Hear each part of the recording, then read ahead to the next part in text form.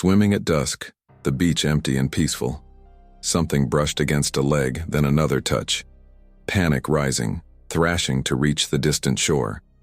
A massive form surged upward from below, lifted out of the water by an impossible force. The last sight, rows of teeth and a cavernous maw. Hello everyone, welcome to the channel. Before we begin the ORCA ATTACK story, I want to ask for your support by subscribing to the channel.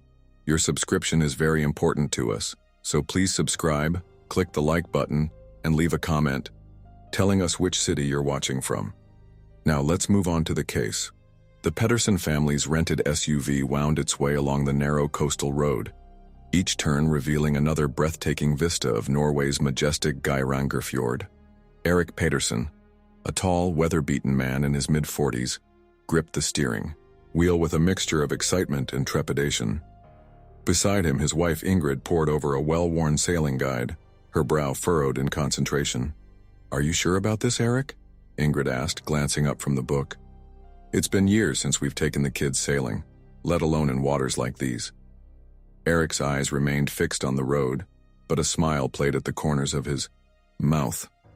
"That's exactly why we're doing this, min kære. Sophie and Lars need to experience the fjords like we did when we were young. It'll be an adventure they'll never forget." In the back seat, 14-year-old Sophie rolled her eyes, her attention split between the stunning scenery outside and the glowing screen of her smartphone. "As long as there's Wi-Fi on the boat, I'm good," she muttered, fingers flying across the touchscreen. 10-year-old Lars, by contrast, had his face pressed against the window, eyes wide with wonder. "Dad, look, I think I saw a seal," he exclaimed, pointing excitedly at a distant splash in the water. Erik chuckled, stealing a glance in the rearview mirror at his son's enthusiasm. "Could be, Guttin Min. These waters are full of life. Just wait until we're out there on our own boat. You'll see things you've only dreamed of." As they rounded another bend, the small harbor town of Geiranger came into view, nestled at the head of the fjord like a colorful jewel against the towering snow-capped mountains. Erik felt a familiar thrill course through him at the sight of the boats bobbing gently in the marina. "There she is," he announced, pointing to a sleek 40-foot sailboat moored at the end of one of the docks. "The Havbris are home for the next week." Ingrid squinted at the vessel, a note of concern in her voice. "It looks smaller than I expected."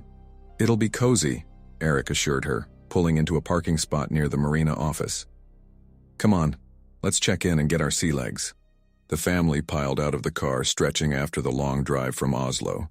The crisp, salty air filled their lungs, carrying with it the promise of adventure. Erik led the way to the marina office, his stride confident and purposeful. Inside, they were greeted by a grizzled old sailor with a thick white beard and piercing blue eyes. "Ah, you must be the Pedersens," he said in heavily accented English. "I'm Björn, the harbor master. Welcome to Geiranger." Erik shook the man's hand, firmly. "Tack, Björn, we're excited to be here. How are the conditions looking for the week?" Björn's weathered face creased into a frown as he consulted a weather chart on the wall. "Mostly fair, but there's a bit of a low-pressure system moving in towards the end of the week. Nothing too serious, mind you, but keep an eye on the skies." He fixed Erik with a penetrating stare. "You've sailed these waters before, yes?" Erik nodded, feeling a twinge of uncertainty that he quickly suppressed. "It's been a while, but yes. I know my way around a boat." Good," Björn grunted, handing over a thick folder of paperwork. "Here's everything you need to know about the Havbris. She's a fine vessel, but respect her and the fjord and you'll be just fine." As Erik signed the necessary forms, Sophie piped up from where she was examining a large map of the fjord. "Are there, dangerous animals we need to watch out for?" Björn chuckled, his eyes twinkling. "Not unless you count the trolls, young lady, but they only come out at night." Lars gasped, his eyes widening in a mixture of fear and excitement. "Really? Trolls?" Nay, Ingrid interjected, shooting Björn a reproachful look.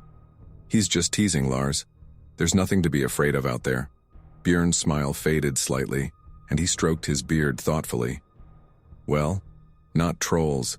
Certainly, but the fjord demands respect. We've had a few orca sightings lately. Magnificent creatures, but best admired from a distance, eh?" Eric finished signing the last form and clapped his hands together. Right then, shall we get aboard and stow our gear? The family made their way down the weathered wooden dock, the planks creaking beneath their feet. The Havbris loomed before them, her white hull gleaming in the afternoon sun. Eric felt a surge of pride and anticipation as he helped his family aboard, noting with satisfaction the well-maintained deck and rigging. "All right, crew," he announced, adopting a mock-serious tone. "First order of business, stow your gear, below deck and report back for a safety briefing." Sophie and Lars scrambled below, their excited chatter echoing up through the open hatch. Ingrid lingered on deck, her hand resting on the smooth teak railing. "It really is beautiful here, Eric," she said softly. "I just hope we're not in over our heads." Eric wrapped an arm around her waist, pulling her close. "We'll be fine, Minkiera, I promise. This is what we've been dreaming of for years, remember? Showing the kids the wonders of the fjords, just like our parents did for us." Ingrid leaned into him, drawing strength from his confidence. "You're right, it's just different now that we're the parents. The responsibility of it all." "I know," Eric murmured, planting a kiss on the top of her head. "But that's what makes it an adventure." Below deck, Sophie and Lars were exploring their compact sleeping quarters with a mixture of excitement and trepidation. "It's so small," Lars exclaimed, bouncing on one of the narrow bunks. "Like a secret hideout." Sophie wrinkled her nose at the close quarters. "More like a coffin," she grumbled, then immediately regretted her words as she saw Lars's face fall. "But you know, a cool coffin, like for a vampire pirate or something." Lars's eyes lit up at that, his imagination instantly sparked. "Ooh, yeah, and we're on a secret mission to find buried treasure?" "Sure, Squirt," Sophie said, ruffling his hair affectionately. "Just don't go diving overboard looking for it." "Okay." As the children continued to explore, Eric began methodically checking the boat systems. He ran his hands over the controls in the cockpit, familiarizing himself with the layout. It had been years since he'd sailed a vessel this size, but muscle memory was already kicking in. "Okay, family meeting on deck," he called out, and soon the Pedersens were gathered in the cockpit. Eric's face was serious as he began his safety briefing. "Listen up, everyone. We're about to embark on an incredible adventure, but safety comes first. Always wear your life jackets when on deck. If you hear me shout 'prepare to come about,' that means I'm going to turn the boat, and the boom might swing across the deck. Keep your heads down. If anyone goes overboard—" "Eric," Ingrid interrupted gently, noting the growing look of anxiety on Lars's face. "Maybe we could save some of the more intense safety instructions for later?" Eric caught himself, realizing he might be overwhelming the children. "Right, yes, the most important thing is to have fun and look out for each other. We're a team, okay?" "Aye, aye, Captain Dad," Sophie said with a mock salute, earning a chuckle from everyone. With the briefing concluded, Eric began preparations to leave the harbor. He showed Lars how to help with casting off the mooring lines, while Sophie assisted Ingrid in securing everything below deck. As the Havbris slowly motored out of the marina, the Pedersen family felt a collective thrill of excitement. The towering cliffs of the fjord rose on either side, their rugged faces reflected in the calm waters. "Look there!" Lars suddenly shouted, pointing to a spot about 100 meters off the port side. A sleek black dorsal fin cut through the water, followed by another and another. "Orcas," Eric breathed, his voice filled with awe. "A whole pod of them." The family watched in stunned silence as the majestic creatures glided through the water, their powerful bodies barely making a ripple on the surface. Even Sophie put down her phone, captivated by the sight. "They're so beautiful," Ingrid whispered, instinctively pulling Lars closer to her. "And so big," Lars added, his voice a mixture of excitement and trepidation. Eric nodded, feeling a profound sense of respect for these apex predators. "They are, which is why we'll admire them from a safe distance. Remember what Björn said? The fjord demands respect." As the orcas disappeared into the distance, Eric set a course deeper into the fjord. The Havbris cut smoothly through the water, her sails catching the afternoon breeze. The Pedersen family settled into their roles, with Eric at the helm, Ingrid navigating, and the children alternating between helping out and marveling at the breathtaking scenery. As the sun began to dip towards the horizon, Painting the sky in brilliant hues of orange and pink, Eric spotted a secluded cove that would make a perfect anchorage for the night. "Let's drop anchor here," he called out. "Sophie, can you help me with the mainsail? Lars, I need you on the anchor detail." The family worked together to secure the Havbris, and soon they were settled in the peaceful cove, surrounded by towering cliffs and the gentle lapping of water against the hull. As they sat on deck, enjoying a simple dinner of sandwiches and hot chocolate, Eric couldn't help but feel a sense of pride and contentment. This was everything he had hoped for, his family together experiencing the raw beauty of nature. "So, what do you think of our adventure so far?" he asked, looking around at their faces glowing in the fading light. "It's amazing, Dad," Lars said enthusiastically. "Can we go swimming tomorrow?" Eric chuckled. "We'll see, Guttenman. The water's pretty cold even in summer." Sophie, who had been uncharacteristically quiet, finally spoke up. "I have to admit it's pretty cool out here, even if the Wi-Fi is terrible." Ingrid reached out and squeezed Eric's hand. "It's perfect, in care. Thank you for pushing us to do this." As the family continued to chat and laugh, reveling in their shared experience, Eric's gaze was drawn to the horizon. In the fading light, he thought he saw a distant splash, followed by the brief emergence of a tall black dorsal fin. A slight shiver ran down his spine, but he quickly shook it off. They were safe here, he reassured himself. Tomorrow would bring new adventures, new sights to see. For now, he would savor this moment with his family, blissfully unaware of the dark waters that lay ahead. The gentle rocking of the Havbris lulled the Pedersen family into a deep sleep. Their first night aboard passing peacefully. As dawn broke, Eric was the first to stir. He made his way to the deck, inhaling deeply as he took in the misty morning air. The fjord was silent save for the occasional cry of a seabird and the soft lapping of waves against the hull. Eric allowed himself a moment of quiet reflection before beginning the day's preparations. He checked the weather report on the boat's radio, nodding with satisfaction at the forecast of clear skies and moderate winds. Perfect sailing conditions. As he was reviewing their planned route for the day, Ingrid emerged from below deck. Her hair tousled from sleep. She wrapped her arms around herself, shivering slightly in the cool morning air. "God Morgan," Eric greeted her with a smile. "Coffee?" Ingrid nodded gratefully, accepting the steaming mug he offered. "How are we looking for today?" she asked, taking a sip. "Couldn't be better," Eric replied, showing her the chart. "I thought we'd head deeper into the fjord, maybe anchor near one of the waterfalls for lunch. The kids would love that." Ingrid hummed in agreement, her eyes scanning the imposing cliffs that surrounded them. "It's so peaceful out here," she mused. "Almost eerily so." Before Eric could respond, they heard the patter of feet on the stairs and Lars burst onto the deck, his eyes wide with excitement. Dad, can we go see the orcas again today?" Eric chuckled, ruffling his son's hair. "We can't exactly schedule a meeting with them, Guttenman, but keep your eyes peeled. You never know what we might see out there." Sophie emerged next, looking slightly groggy, but more alert than usual at this hour. "Please tell me there's more coffee," she mumbled, making grabby hands towards the pot. As the family ate breakfast in the cockpit, Eric outlined the day's journey. They would sail for a few hours, stop for lunch and possibly a short hike if they found a suitable spot, then find a new anchorage for the night. The children listened with varying degrees of interest, Lars hanging on every word while Sophie nodded along, her attention divided between her father and her phone. With breakfast cleared away and everyone dressed for a day on the water, Eric began guiding the Havbris out of the cove. The sails unfurled with a satisfying whoosh, catching the morning breeze. The boat heeled slightly, cutting through the glassy surface of the fjord. For the next hour, the Pedersen settled into an easy rhythm. Eric manned the helm, making minor adjustments to their course as needed. Ingrid alternated between helping him and keeping an eye on the children. Lars had appointed himself official wildlife spotter, calling out excitedly every time he saw a bird or a fish jumping. Sophie, to everyone's surprise, had put away her phone and was sketching the landscape in a notebook she'd brought along. It was Lars who first noticed the change in the water.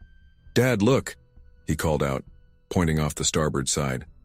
"The water's all churny over there." Eric followed his son's gaze, his brow furrowing as he saw the disturbance in the water, about 100 meters away. It wasn't unusual to see such turbulence in the fjord, often caused by underwater currents or schools of fish. But something about this particular disturbance made the hairs on the back of his neck stand up. "Ingrid, take the helm for a moment," he said calmly, handing control to his wife. Eric made his way to the starboard rail, pulling out a pair of binoculars to get a better look. At first he saw nothing but the churning water. Then, a sleek, black shape broke the surface and Eric's breath caught in his throat. An orca, its distinctive white eye patches clearly visible, was swimming parallel to their course. "It's beautiful," Sophie breathed, having abandoned her sketchbook to join her father at the rail. Eric nodded, a mixture of awe and unease settling in his stomach. "It is," he agreed. "But let's give it some space. Ingrid, can you adjust our course about 10 degrees to port?" As Ingrid began to turn the boat, Eric kept his eyes on the orca. To his growing concern, the massive creature changed direction as well, maintaining its distance from the Havbris. "Is it following us?" Sophie asked, a note of anxiety creeping into her voice. Eric forced a reassuring smile. "I'm sure it's just curious. Orcas are incredibly intelligent creatures. It's probably just checking us out." But as the minutes ticked by, Eric's reassurance began to ring hollow.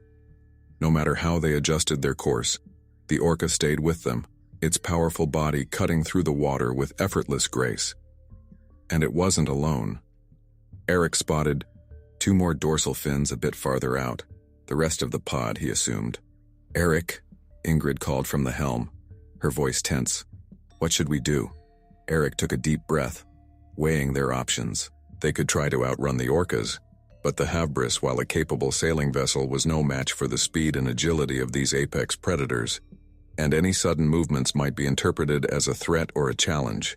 "We'll maintain our course for now," he decided, "but I want everyone to put on their life jackets just as a precaution." Lars, who had been watching the orcas with a mixture of excitement and growing fear, looked up at his father with wide eyes. "Are we in danger, Dad?" Eric knelt down to his son's level, placing a reassuring hand on his shoulder. "No, Gutton. Min. We're just being careful. Remember what I said about respecting the fjord? This is part of that. We're guests in their home, so we need to be polite and give them space." As the family donned their life jackets, Eric took over at the helm again, his eyes constantly scanning the water around them. The orcas, he could see the whole pod clearly now, 5 of them in total, continued to pace the Havbris, their movements synchronized and purposeful. "I don't like this," Ingrid murmured, coming to stand beside him. "They're acting strange." Eric nodded grimly. In all his years of sailing, he'd never seen orcas behave quite like this. They were curious, animals certainly, but this felt different. More intense. Almost deliberate. Suddenly the lead orca, a massive bull with a towering dorsal fin, surged ahead of the boat, then abruptly turned, crossing directly in front of the Havbris's bow. "Hold on!" Eric shouted, spinning, the wheel hard to avoid a collision. The boat heeled sharply, sending unsecured items clattering across the deck. Sophie let out a startled yelp as she stumbled, grabbing onto the railing to keep her balance. As Eric fought to regain control of the boat, he saw the orca surfacing again off their port side, its black and white body glistening in the sunlight. And was it his imagination? Or did he see a glint of something almost like intelligence in its eye? "Eric, look out!" Ingrid's scream snapped him back to attention. Another orca was charging towards the boat from the starboard side, its powerful body cutting through the water like a torpedo. Time seemed to slow down. Eric saw the orca disappear beneath the surface just meters from the boat. He braced for impact, his body tensing as he awaited the inevitable collision. The hit, when it came, was less violent than he'd feared, but still rocked the Havbris violently. A dull thud reverberated through the hull, followed by a horrible scraping sound as the orca's body dragged along the keel. "Is everyone okay?" Eric called out, his heart pounding in his chest. He did a quick visual check. Ingrid was pale but unharmed, clutching the railing with white-knuckled hands. Sophie had managed to keep her footing, her eyes wide with shock. And Lars. Lars. Eric felt a moment of panic as he couldn't immediately spot his son. Then he saw a small hand gripping the edge of the cockpit. Lars had fallen but managed to catch himself before going overboard. As Eric helped his son back up, checking him for any injuries, his mind raced.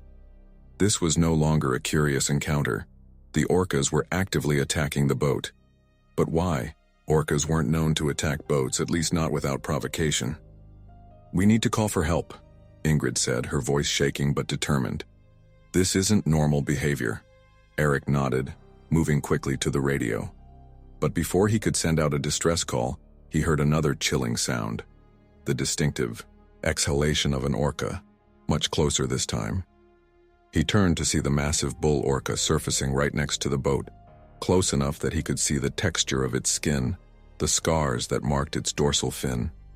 For a moment, orca and human locked eyes, and Eric felt a chill run down his spine. There was an intelligence there, yes, but also something else. Something primal and unnerving. The orca submerged again, and Eric held his breath, waiting for the next attack. But it didn't come. Instead, he realized with growing horror that the pod was hurting them, using their bodies to guide the Havbris away from the shoreline and into deeper waters. "Dad?" Sophie's voice was small, frightened in a way he hadn't heard since she was a little girl. "What's happening? Why are they doing this?" Eric wished he had an answer for her. He wished he could tell her that everything would be all right, that this was all part of the adventure. But as he looked out at the churning waters around them, at the sleek black bodies of the orcas cutting through the waves with deadly purpose, he knew that their family vacation had turned into something far more dangerous than he could have ever imagined. "I don't know, sweetheart," he said honestly, moving to gather his family close. "But we're going to get through this together. I promise." As the Havbris was herded further from the safety of the shore, the Pedersen family huddled together in the cockpit, watching with a mixture of awe and terror as the orcas continued their relentless escort. The once peaceful fjord now felt alien and hostile. The towering cliffs that had seemed so majestic now looming over them like prison walls. Eric's hand tightened on the wheel, his mind racing through their options. They were in uncharted territory now, facing a threat he had never anticipated. As another orca surfaced nearby, its exhalation sounding almost like a challenge, Eric steeled himself for whatever might come next. Their dream vacation had turned into a nightmare, and he knew that every decision he made from this point on could mean the difference between survival and disaster. The Havbris cut through the increasingly choppy waters of the fjord, its hull vibrating with each impact against the waves. Eric Pedersen's knuckles were white as he gripped the wheel, his eyes darting between the navigational instruments and the ominous black fins that continued to surface around the boat. "Eric," Ingrid's voice was taut with tension. "We need to call for help now." Eric nodded grimly, reaching for the radio. He'd hoped the orcas would lose interest, that this bizarre behavior was just a fluke. But as the pod continued to herd them further from shore, he knew they couldn't wait any longer. "Mayday, mayday, mayday." He spoke into the handset, his voice steady despite the fear churning in his gut. "This is the sailing vessel Havbris, approximately 5 nautical miles northeast of Geiranger. We are under attack by a pod of orcas. Request immediate assistance." Static crackled over the radio, seconds stretching into an eternity before a response came. "Havbris, this is Geiranger Coast Guard. Can you repeat your situation? Did you say you're under attack by orcas?" "Affirmative," Eric replied, flinching as another impact rocked the boat. "A pod of at least 5 orcas is actively attacking our vessel and herding us away from shore. We have 2 children on board. Request immediate assistance." "Understood. Havbris, we're dispatching a rescue vessel to your location. Maintain your position if possible and continue to monitor this channel. Help is on the way." Eric replaced the handset, turning to his family. Sophie and Lars were huddled together in the cockpit, their young faces pale with fear. Ingrid stood at the railing, her eyes fixed on the circling predators. "Help is coming," Eric announced, trying to inject confidence into his voice. "We just need to hold on until they arrive." As if in response to his words, a massive orca suddenly breached the surface mere meters from the boat, its enormous body crashing back into the water with a thunderous splash. The resulting wave slammed into the Havbris, sending spray across the deck and eliciting screams from the children. "Get below deck!" Eric shouted, struggling to maintain control of the wheel. "Now!" Ingrid ushered Sophie and Lars towards the cabin entrance, but another violent impact sent them stumbling. The sickening sound of splintering wood filled the air. "Dad!" Lars cried out, his voice high with panic. "There's water coming in." Eric's heart sank as he saw the truth of his son's words. A thin stream of water was seeping in from somewhere below the waterline, likely where the Orca had struck. "Ingrid, get the emergency pump from the locker," he ordered, his mind racing through their options. "Sophie, Lars, I need you to be brave. Start moving our supplies to the highest point in the cabin, okay?" As his family scrambled to follow his instructions, Eric fought to keep the Havbris on course. But with each passing minute, the Orca's attacks grew more coordinated, more aggressive. They seemed to be targeting the rudder now, making it increasingly difficult to steer. "Eric!" Ingrid's voice carried a note of hysteria he'd never heard before. "The pump isn't working." Cursing, under his breath, Eric engaged the autopilot and rushed to help his wife. The manual pump was old, its mechanism stiff from disuse. As they worked together to prime it, water continued to trickle in, pooling around their feet. A particularly vicious impact sent them both sprawling. Eric's head cracked against the bulkhead, stars exploding in his vision. As he struggled to his feet, he heard Sophie's terrified scream from above. "Dad! The Orcas, they're—" Her words were cut off by another thunderous crash. Eric staggered up the stairs, his vision swimming, to find a scene of chaos on deck. One of the Orcas had partially breached, its massive body slamming into the side of the boat. The port railing was splintered, hanging off at an awkward angle. And there was Sophie, clinging desperately to what remained of the railing, her legs dangling over the churning water. "Sophie!" Eric lunged forward, grabbing his daughter's arm just as her grip failed. For a heart-stopping moment, he thought he might lose her. But with a surge of adrenaline-fueled strength, he hauled her back onto the deck. "Are you hurt?" he demanded, running his hands over her arms, checking for injuries. Sophie shook her head, her whole body trembling. I'm okay, but Dad, look." Eric followed her gaze and felt his blood run cold. They were being pushed inexorably towards a narrow channel between two towering cliffs. The water there was visibly rougher, white-capped waves smashing against jagged rocks. "Ingrid!" he shouted. "Get up here! Bring Lars!" As his wife and son emerged from below, Eric tried to steer them away from the dangerous passage. But the rudder, damaged by the Orca's repeated attacks, was sluggish to respond, and the pod, sensing their vulnerability, intensified their assault. "Why are they doing this?" Lars sobbed, clinging to his mother. "I thought Orcas were friendly." Eric wished he had an answer. In all his years of sailing, all the nature documentaries he'd watched, he'd never heard of Orcas behaving like this. It was as if they were driven by some primal urge, some instinct that overrode their usual behavior. "Hold on to something," he warned as they entered the channel. The Havbris bucked and heaved in the turbulent waters, waves crashing over the bow. The Orcas kept pace, their sleek bodies easily navigating the treacherous currents. A particularly large wave lifted the boat's stern, sending them surging forward. For a moment, Eric thought they might break free of their relentless pursuers, but then came a sickening crunch as the keel scraped against a submerged rock. The impact sent everyone sprawling. Eric's grip on the wheel was torn away and he slid across the deck, slamming hard into the port side.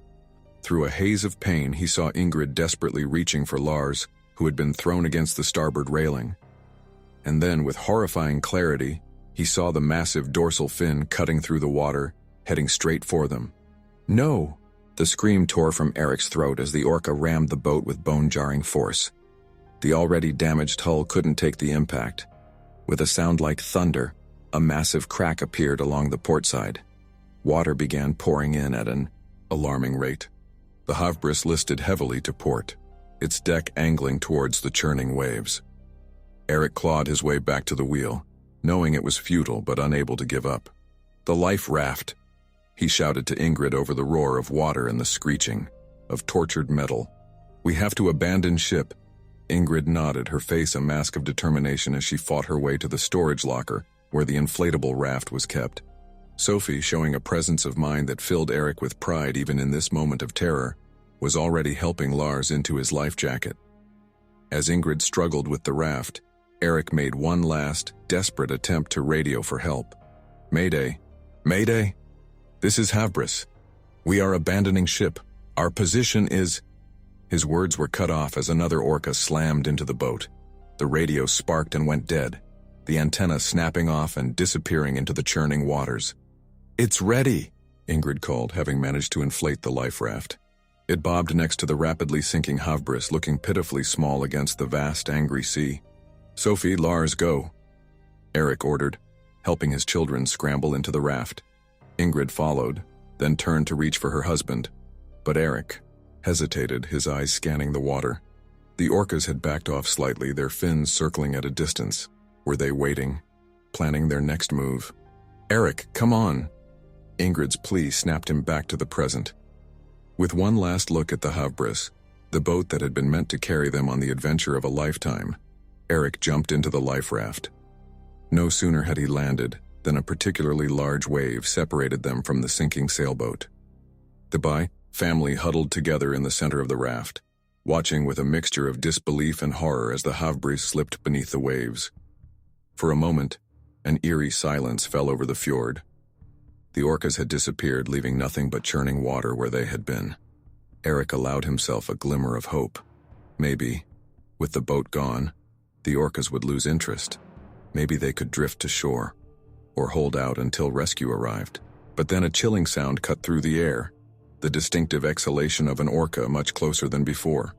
Eric turned, his heart sinking, to see the massive bull orca surfacing just meters from their tiny raft.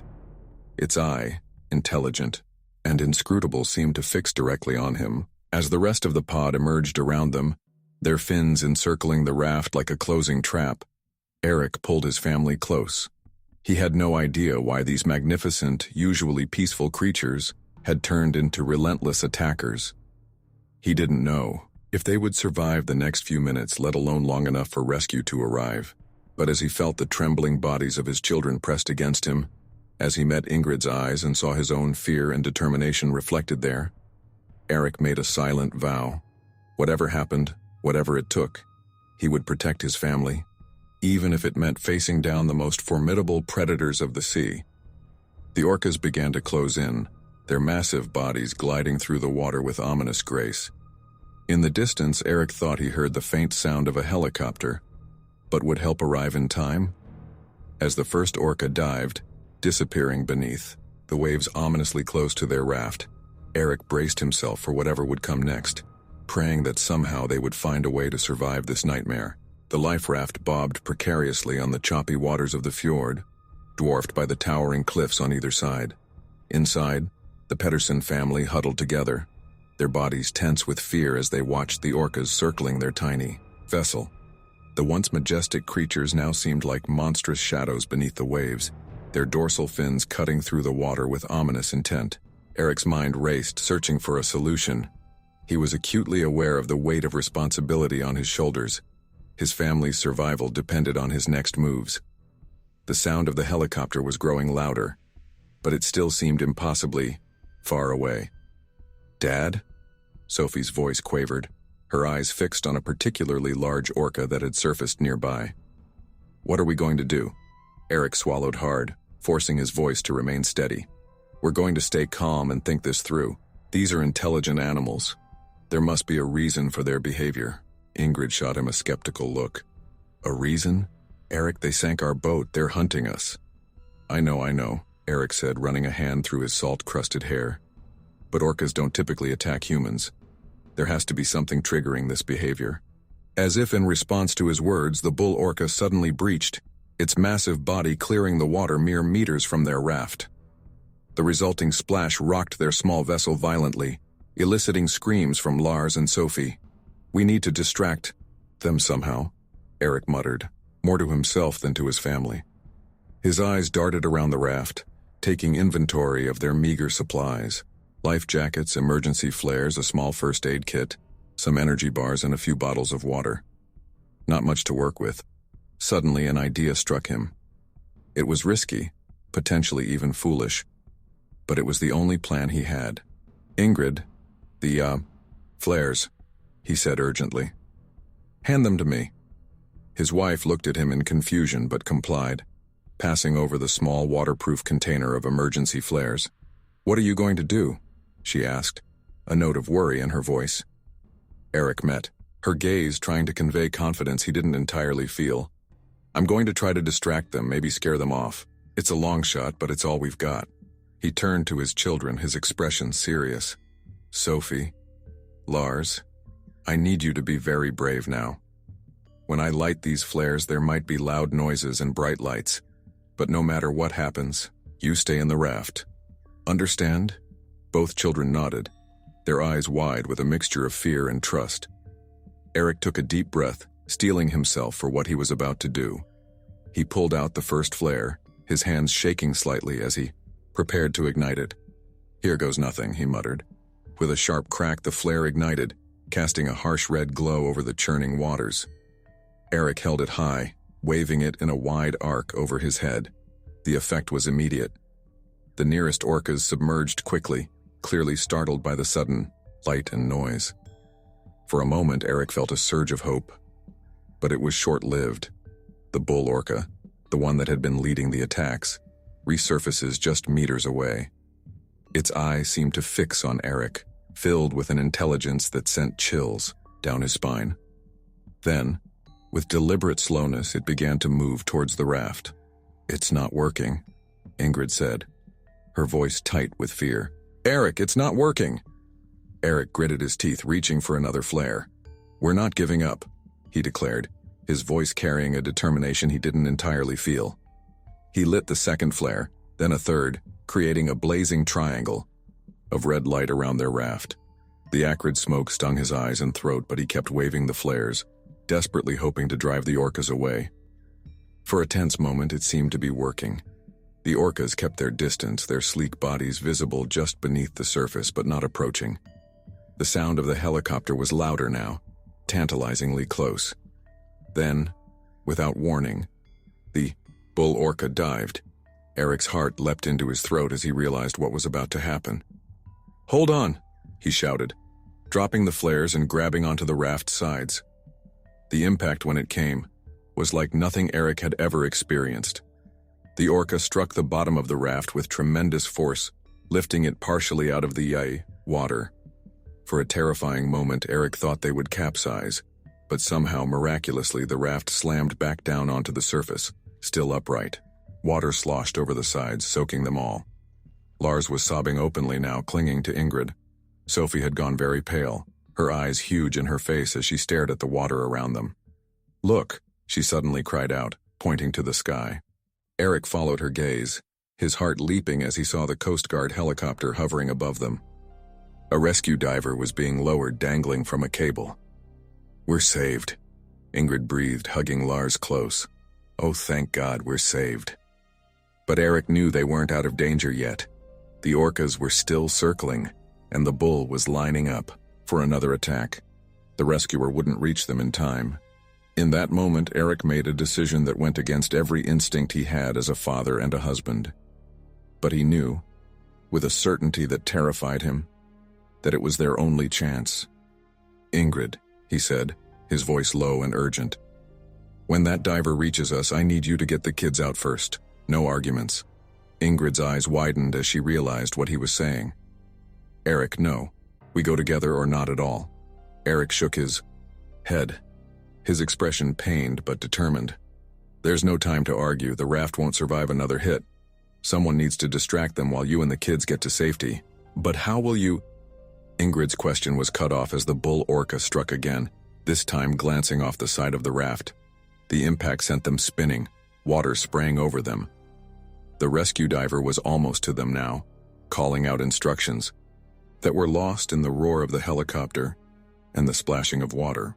Eric met Ingrid's eyes, trying to convey all the love and apology he could in that one look. Then, before anyone could stop him, he grabbed the last flare, ignited it, and dove into the churning waters of the fjord. "Dad!" Sophie's scream was heart-wrenching. But Eric forced himself not to look back. He swam with powerful strokes, the blazing flare held high above the water. He could feel the massive shapes of the orcas moving beneath him, their presence a palpable threat in the cold waters. From the corner of his eye, he saw the rescue diver reach the raft. Good. His family would be safe. That was all that mattered. Suddenly, he felt a massive shape brush against his legs. Eric's heart nearly stopped as he realized how vulnerable he was, floating in these deep, dark waters with apex predators circling beneath him. The bull orca surfaced nearby, its black and white skin glistening in the harsh light of the flare. For a moment, man and whale regarded each other. Eric found himself mesmerized by the orca's eye. So intelligent, so alien. What was driving this behavior? What had turned these magnificent creatures into relentless attackers? He didn't have time to ponder these questions. The orca dived, and Eric knew, with a bone-deep certainty, that it was coming for him. He took a deep breath, preparing to dive to try to evade the massive predator in its own element. Just as he was about to submerge, he heard a new sound cutting through the air. A high-pitched pulsing noise that seemed to vibrate through the water. The orcas reacted immediately, their sleek bodies twisting away from the sound. Eric looked up to see a second boat approaching rapidly. A man stood at the bow holding what looked like a large speaker. The pulsing noise was emanating from it, some kind of acoustic deterrent, Eric realized. As the orcas retreated from the painful sound, Eric felt strong arms grabbing him. The rescue diver had come back for him. Together they swam towards the Coast Guard boat, Eric's muscles burning with exhaustion and cold. As they were pulled aboard, Eric caught sight of his family huddled under blankets, their faces etched with worry and relief. Ingrid rushed to him, enveloping him in a fierce embrace. "Don't you ever do anything like that again," she sobbed into his shoulder. "Don't you dare." Eric held her tightly, his body shaking with cold and adrenaline. Over her shoulder he saw the orcas retreating into the distance, their dorsal fins disappearing beneath the waves. The acoustic deterrent had worked, driving them away. A Coast Guard officer approached, a grim expression on his weathered face. "You're lucky to be alive," he said gruffly. "We've never seen orcas behave like this before. It's unprecedented." Eric nodded, still trying to process everything that had happened. "Why?" he asked, his voice hoarse. "Why did they attack us like that?" The officer shook his head. "We don't know for sure. There have been reports of strange orca behavior in other parts of the world, attacks on boats in Spain and Portugal. But nothing like this. Nothing so coordinated and relentless." As the Coast Guard boat began to make its way back to shore, Eric huddled with his family, all of them wrapped in thermal blankets.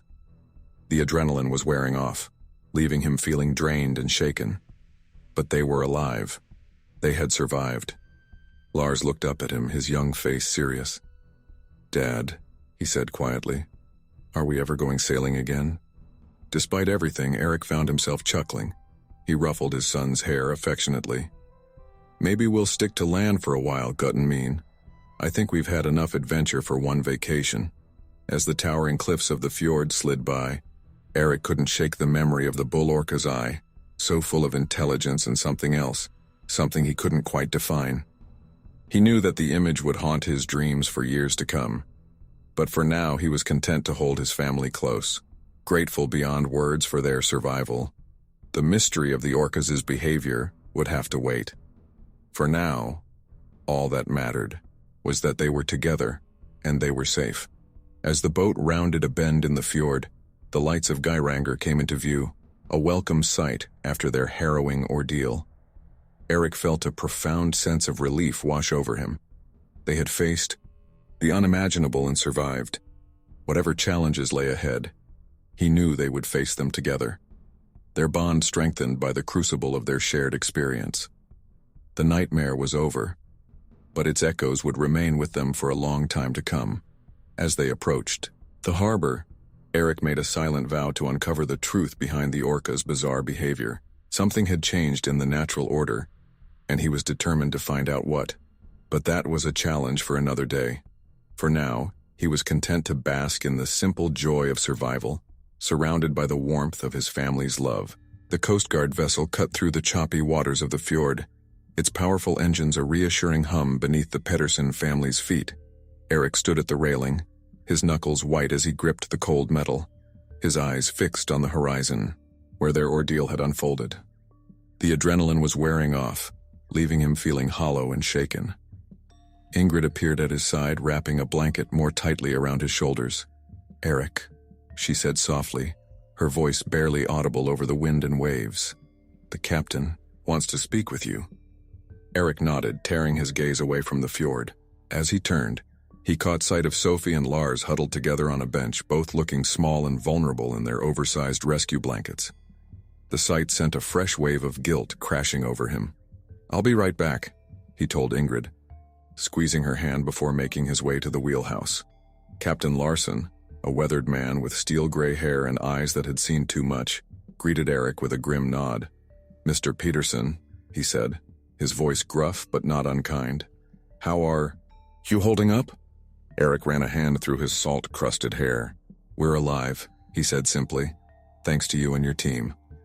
Larson waved off the gratitude. "We need to talk about what happened out there. In all my years on these waters, I've never seen anything like it. Orcas don't behave that way." No," Eric agreed, a shiver running down his spine that had nothing to do with his damp clothes.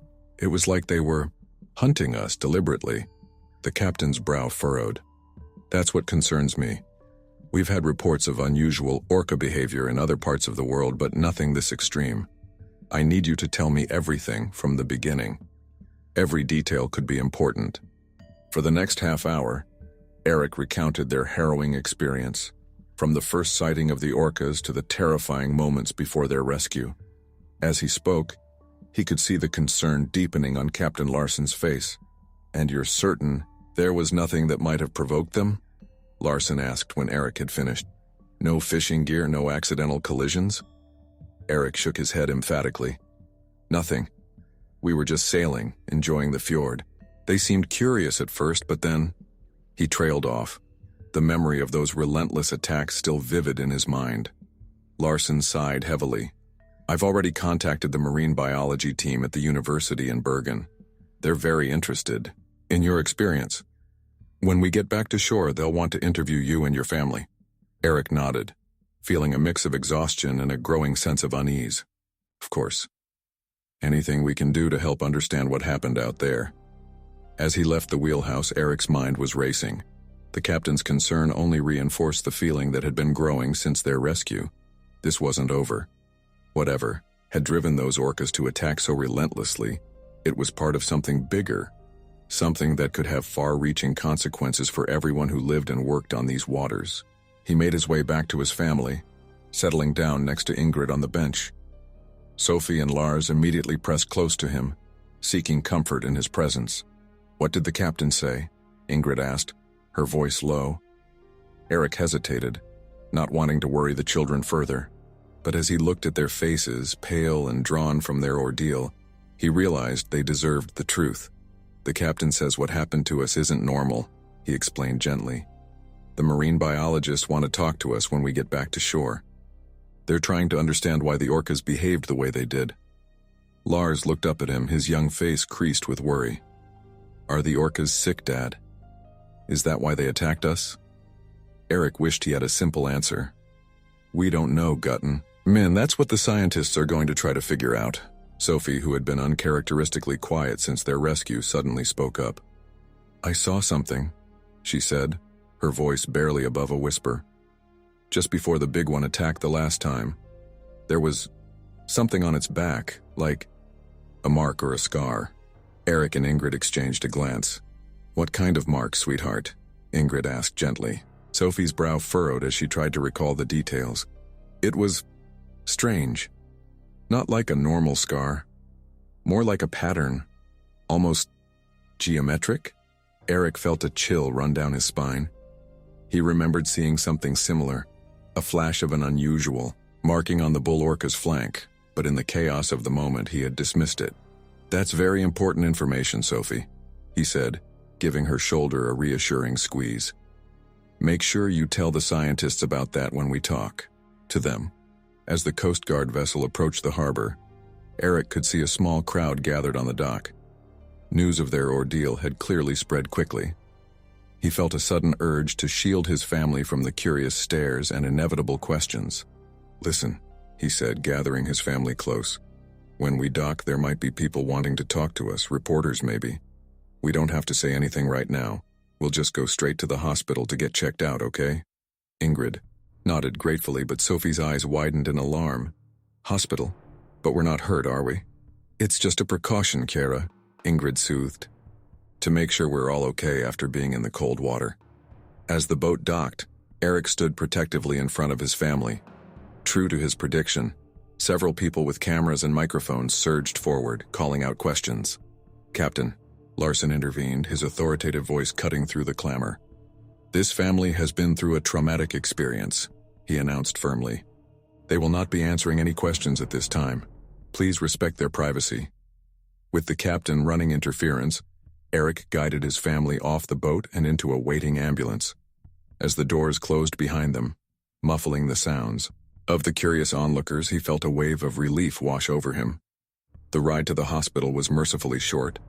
Once there, the Pedersons were ushered into a private room where a team of doctors and nurses began examining them. Eric watched anxiously as his children were checked for signs of hypothermia or other injuries. "You're very lucky," the lady, a kind-faced woman named Dr. Nielsen, told them after the examinations were complete. "No signs of hypothermia, no serious injuries, just some minor cuts and bruises. Physically, you're all fine." Eric noted the emphasis on physically. "And mentally?" he asked hesitantly. Dr. Nielsen's expression softened. "An experience like this can have lasting psychological effects. I'm recommending that you all speak with a trauma counselor. It's important to process what happened." As if on cue, Lars suddenly burst into tears. "I don't want to go in the water ever again," he sobbed. "The orcas will get us." Ingrid gathered him into her arms, murmuring soothing words. Eric felt a fresh wave of guilt wash over him. This was supposed to have been a wonderful family adventure, and instead it had turned into a nightmare that might haunt his children for years to come. "It's okay to be scared," Dr. Nielsen said gently, addressing Lars but looking at all of them. "What you went through was terrifying, but talking about it can help. And remember, what happened to you was extremely unusual. Orcas don't typically behave that way." Eric nodded, grateful for the doctor's reassuring words. But he couldn't shake the feeling that this was just the beginning of something larger, something that would have ramifications far beyond their family's traumatic experience. As if reading his thoughts, Dr. Nielsen added, "There's a marine biologist here who would like to speak with you, if you're feeling up to it.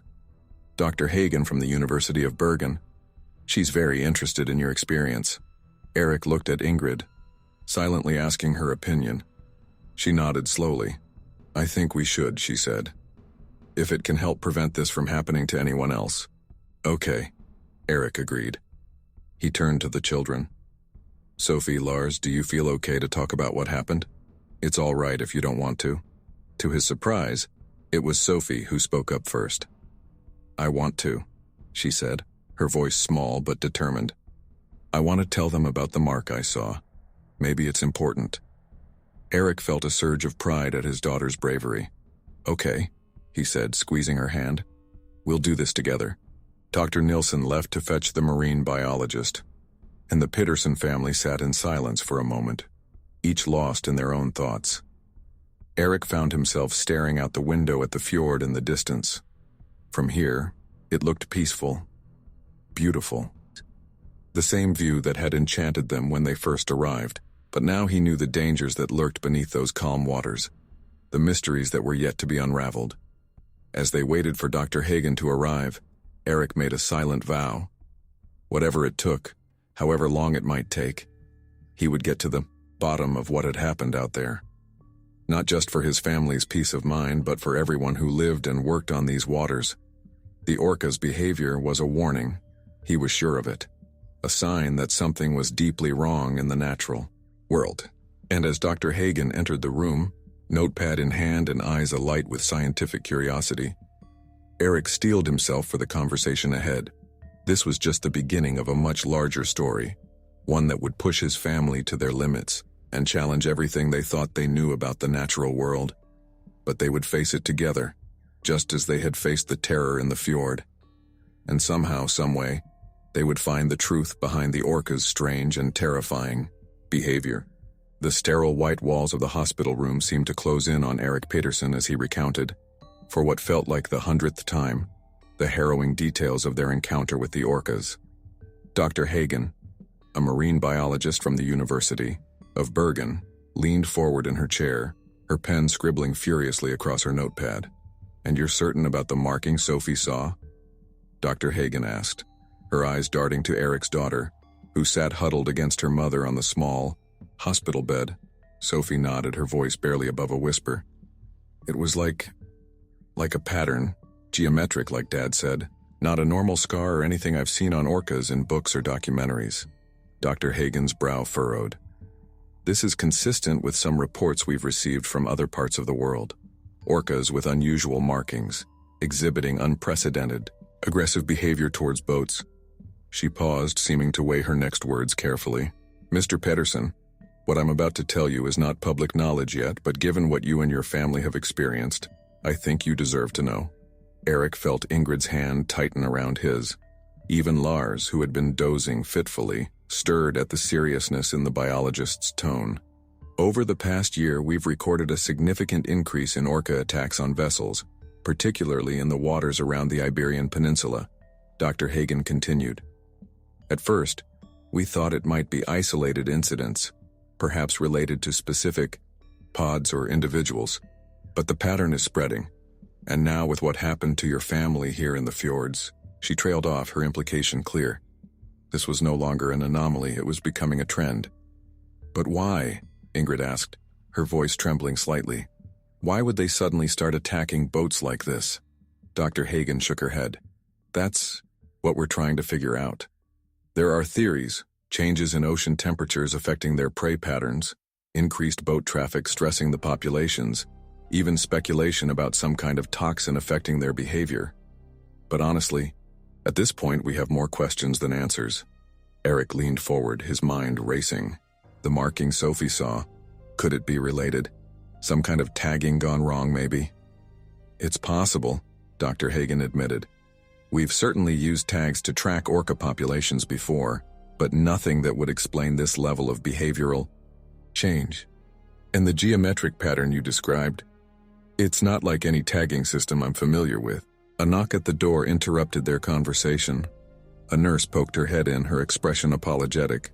"I'm sorry to interrupt, but there's a call for Dr. Hagen at the nurse's station. They say it's urgent."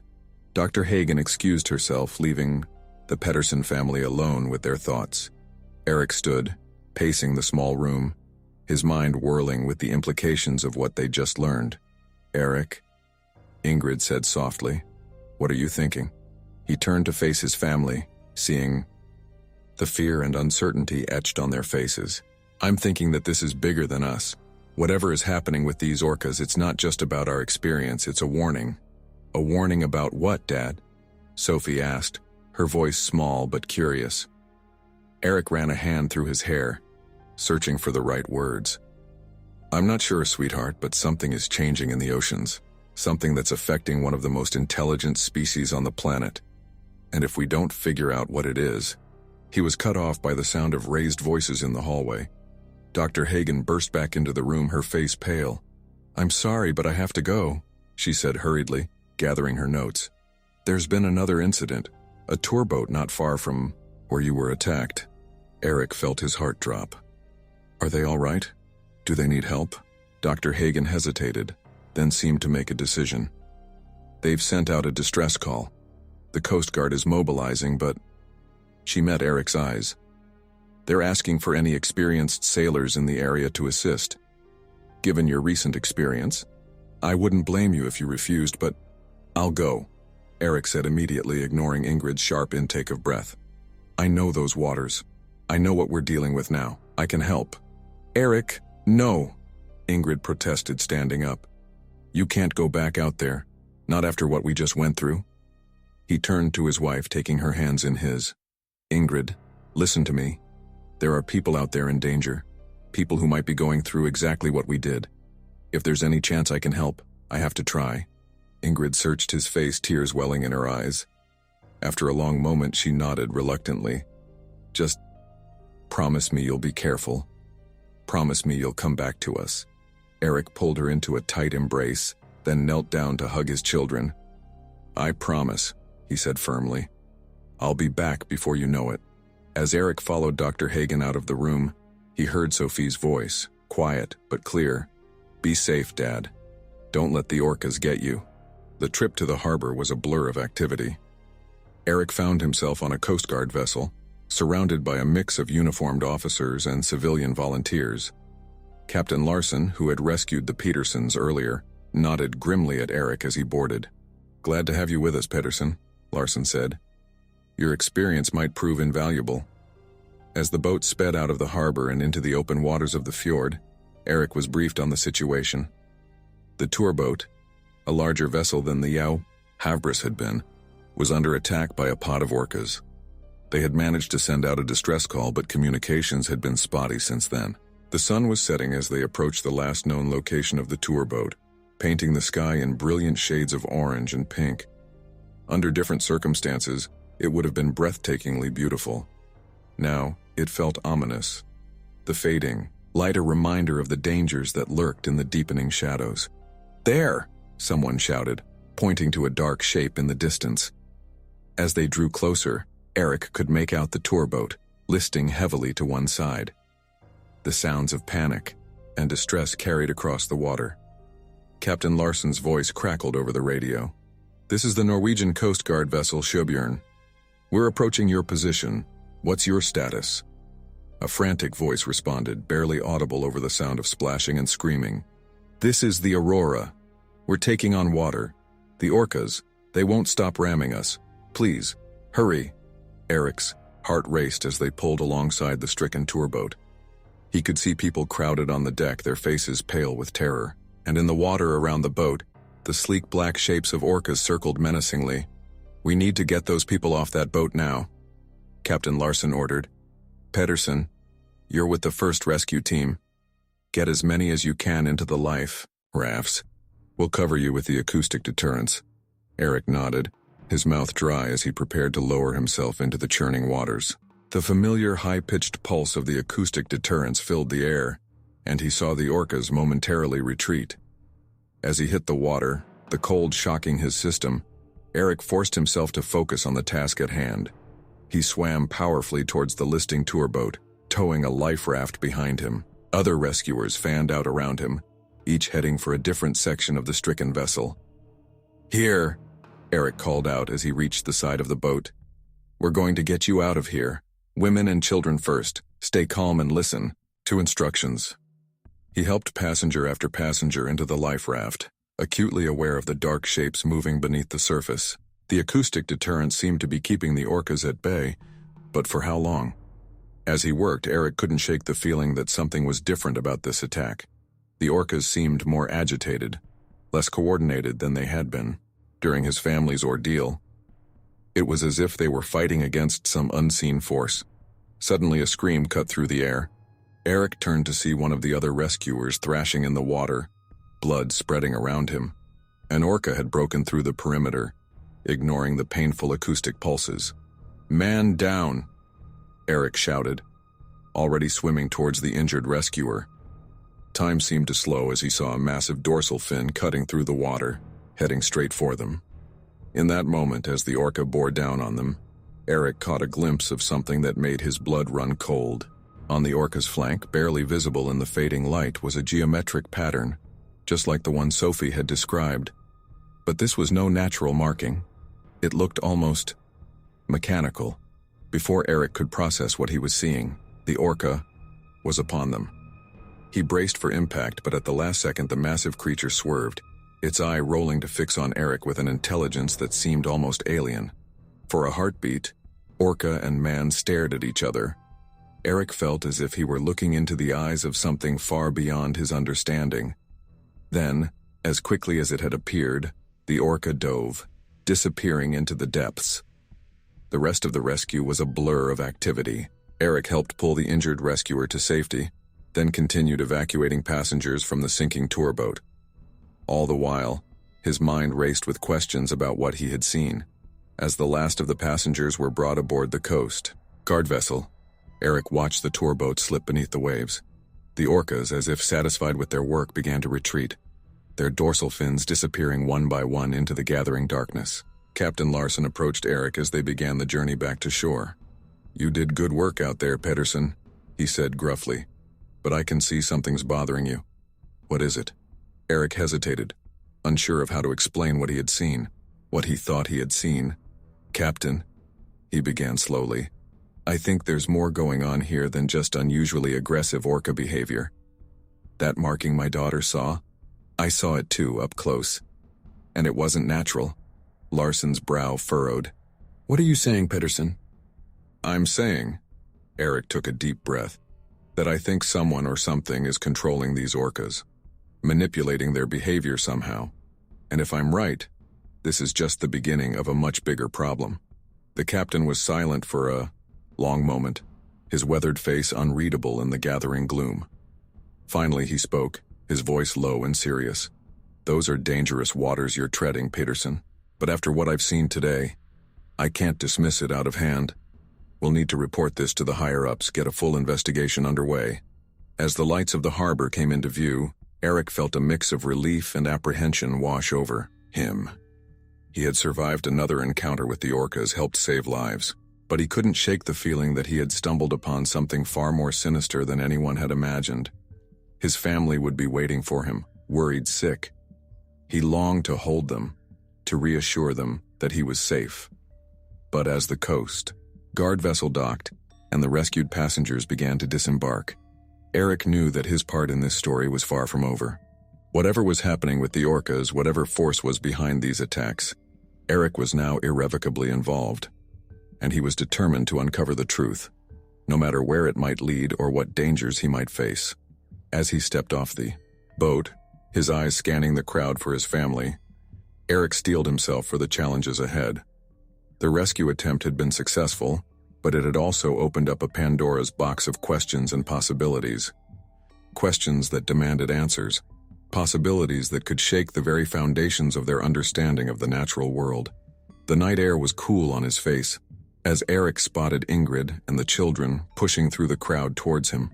He opened his arms, bracing himself for their embrace, knowing that the comfort of their love would give him the strength to face whatever lay ahead. The mystery of the orca's behavior was far from solved, but Eric was more determined than ever to get to the bottom of it.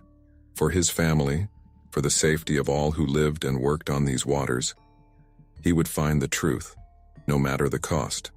The following days passed in a blur of interviews, debriefings, and restless nights. For the Pedersen family, Eric found himself torn between his desire to protect his family and a growing obsession with uncovering the truth behind the ORCA attacks. The image of that mechanical-looking marking on the orca's flank haunted his dreams, leaving him with more questions than answers. It was on the fourth day after the rescue that Eric received an unexpected phone call. He was sitting in the small rental apartment they'd been provided, poring over marine biology textbooks and news reports of similar incidents, when his cell phone buzzed. "Mr. Pedersen?" a gruff voice said when he answered. "This is Captain Larson. We need to talk. Can you meet me at the harbor in an hour?" Eric glanced at Ingrid, who was helping the children with a puzzle, a futile attempt at normalcy. "I'll be there," he said quietly, ending the call. Ingrid looked up, concern etching her features. "Eric? What is it?" He sighed, running a hand through his hair. "Captain Larson wants to meet. I think there might be new developments." Ingrid's face paled slightly, but she nodded. "Do you want me to come with you?" Eric shook his head. "No, stay with the kids. I'll fill you in when I get back." He knelt down next to Sophie and Lars, forcing a smile. "I'll be back soon, okay? Maybe we can go for ice cream later." Lars nodded enthusiastically, but Sophie's eyes narrowed with suspicion. "Is this about the orcas, Dad?" she asked quietly. Eric hesitated, then nodded. "Yes, sweetheart. But don't worry. We're all safe now." As he left the apartment, Eric couldn't shake the feeling that he was lying to his daughter. Were they really safe? Or was this just the beginning of something much larger and more dangerous? The harbor was quieter than usual when Eric arrived, the normal bustle of tourist activity subdued in the wake of recent events. He spotted Captain Larson, standing near a small, nondescript boat, deep in conversation with a woman Eric didn't recognize. As Eric approached, Larson looked up, his face grave. "Peterson, glad you could make it. This is Dr. Astrid Nook from the Institute of Marine Research. She's been analyzing the data from the recent attacks." Dr. Nook extended her hand, her grip firm. "Mr. Peterson, I've heard a lot about you. Your observations during the attacks have been invaluable to our research." Eric nodded, a sense of unease growing in his stomach. "Happy to help, but I'm guessing you didn't call me here just to thank me." Larson and Dr. Nook exchanged a glance. "No," Larson said finally. "We've made some disturbing discoveries, and we need your help." Over the next half hour, huddled in the cabin of Larson's boat for privacy, Eric listened with growing alarm as Dr. Nook laid out their findings. "The markings you and your daughter observed? We've confirmed similar sightings in other attack locations. And you're right, they're not natural." Dr. Nook pulled out a tablet showing Eric a series of photographs. These are close-up images taken by underwater drones. As you can see, the markings are actually some kind of advanced biomechanical implant. Eric leaned in, his heart racing. The images showed what looked like a fusion of technology and organic matter, seamlessly integrated into the orca's skin. What are they?" he asked, his mouth dry. Dr. Nook shook her head. "We're not entirely sure, but based on our analysis, they appear to be some kind of neural interface, something that could potentially influence the orca's behavior." "Are you saying someone is controlling these orcas?" Eric asked, his voice rising. "But who? And why?" Captain Larson cleared his throat. "That's where it gets even more complicated. We've traced the technology to a private research facility on a remote island not far from here. They claim to be doing work on marine mammal communication, but you think there's more to it," Eric finished. Larson nodded grimly. "We do. And that's why we need your help, Peterson. We're putting together a small team to investigate the facility. Your experience with the orcas, your first-hand observations, they could be crucial." Eric felt a wave of conflicting emotions wash over him. Part of him wanted nothing more than to go home to his family, to put this whole nightmare behind them. But a larger part, the part that had been driving him to seek answers these past days, knew he couldn't walk away now. "When do we leave?" he asked. The answer came sooner than he expected. Within hours, Eric found himself on a fast boat, cutting through the dark waters of the fjord, accompanied by Captain Larson, Dr. Nook, and a small team of specialists. The conversation with Ingrid before he left played over and over in his mind. "I have to do this," he had told her, holding her close. "If there's even a chance we can prevent what happened to us from happening to anyone else." Ingrid had nodded, tears in her eyes. "I know, just come back to us, Eric. Promise me." Now, as the island loomed out of the mist ahead of them, Eric wondered if he would be able to keep that promise. The facility was a low, sprawling complex perched on the rocky shore of the island. As they approached, Eric could see lights glowing in the windows, a stark contrast to the wild, untamed nature surrounding it. "Remember," Captain Larson said as they prepared to dock, "this is just a reconnaissance mission. We're here to gather information, not to confront anyone. Stay alert, stay together, and if anything feels off, we abort immediately." They split into two teams, Eric with Dr. Nook and a technician named Jonas, while Captain Larson led the second group. As they made their way towards the facility, Eric couldn't shake the feeling that they were being watched. "There," Dr. Nook whispered, pointing to a large satellite dish on the roof of the main building.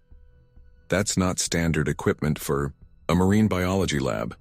They managed to gain entry through a side door, Jonas quickly bypassing the electronic lock.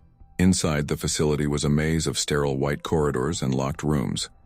Eric's heart pounded in his chest as they moved silently through the complex, searching for anything that might explain the ORCA attacks.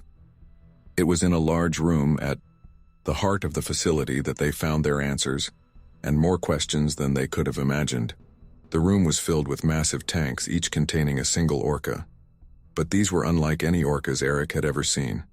Their bodies were covered in a network of glowing blue lines, pulsing faintly in the dim light. And attached to each orca's head was a complex apparatus, a tangle of wires and electrodes that seemed to merge with their flesh. "My God," Dr. Nuck breathed, her face pale in the eerie blue glow. "What have they done to them?" Before Eric could respond, an alarm blared through the facility. They had been discovered. "We need to get out of here," Jonas hissed, already turning toward the door. But Eric couldn't move. His eyes were fixed on one of the orcas, its gaze meeting his with an intelligence that seemed almost human. And on its flank, clear as day, was the geometric marking he had seen during the attack. "We can't leave them like this," he said, his voice barely audible over the alarm. Dr. Nuck grabbed his arm. "Eric, we have to go. We have the evidence we need. We can come back with authorities, shut this place down properly." Reluctantly, Eric allowed himself to be pulled away. But as they raced through the corridors trying to find their way back to the exit, he couldn't shake the image of those orcas, trapped and manipulated for some unknown purpose. They burst out of the facility into the cool night air only to find themselves surrounded. Men in dark uniforms armed with what looked like tranquilizer guns had them cornered. A figure stepped forward from the shadows, a tall, distinguished-looking man with silver hair and cold eyes. "Well," he said, his voice smooth and cultured, "it seems we have some uninvited guests. I'm Dr. Alexander Van, and this is my facility. I'm afraid you've stumbled into something far beyond your understanding."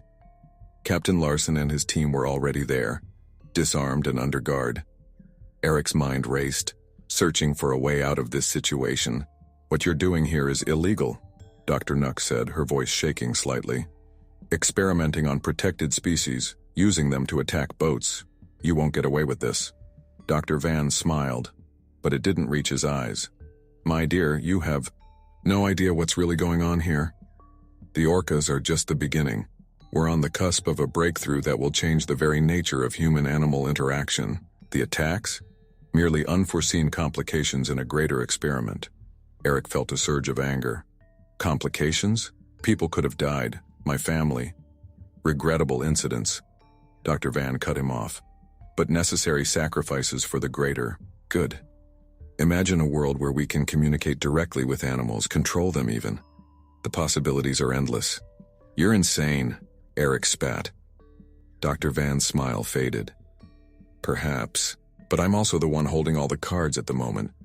Now the question is, what am I to do with you?" Before anyone could respond, a deafening roar split the night air. Eric turned to see a massive wave cresting over the rocky shore, and, in its midst, the sleek black shapes of orcas. Time seemed to slow. Eric watched in awe and terror as the orcas launched themselves onto the land, their massive bodies defying nature itself as they moved with impossible grace across the rocky ground.